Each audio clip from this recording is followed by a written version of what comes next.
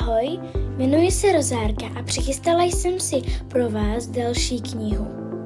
V té první s Rozárkou za štěstím jsme si společně povídali o přírodě a hledali cestu ke štěstí.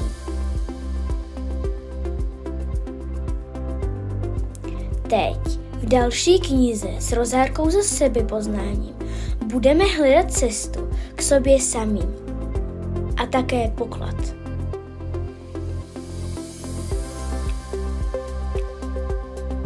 V mém příběhu objevím lodní deník a potřebuji pomoc. Stanou se z nás mořeplavci a přes jednotlivé kapitoly se budeme plavit na moři. Plnit úkoly v lodním deníku. Sbírat kartičky. Skládat z nich mapu. A nakonec objevíme poklad. Ahoj, jmenuji se Lucie Strnadová a knihu s Rozárkou a sebepoznáním jsem napsala pro děti a dospělé, nebo ještě lépe pro čtení rodičů se svými dětmi. Vhodná je také pro společné čtení ve školách, aby podpořila výuku osobního rozvoje. V dnešní době spoustu času věnujeme poznání sociálních sítí, moderních technologií, AI. Kolik času věnujeme sami sobě? Doma mi pobíhají 3 děti a vím, jak každé z nich potřebuje jiný přístup a má odlišný pohled na svět. Proto jsme se s manželem rozhodli vytvořit knihu, nebo chcete-li projekt, a nabídnout vám čas pro sebe.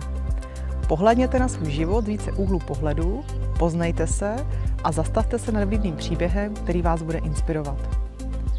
Podporou našeho projektu nám dáte současně najevo, že sdílíte naši myšlenku. Děkujeme. Chcete se vydat na dobrodružství a najít nejcennější poklad na zemi? Pak pojďte podpořit tento projekt. Na výběr máte balíček. Přečti si mořeplavecký příběh, samostatná kniha. Poznej se společně s Rozárkou. Kniha plus lodní deník. Staň se opravdovým mořeplavcem. Kniha a lodní deník. V krabici spolu s dalšími předměty k objevení nejcennějšího pokladu na zemi. Děkujeme za podporu našeho projektu. Díky vám mohou vznikat úžasné knihy pro děti a dospělé.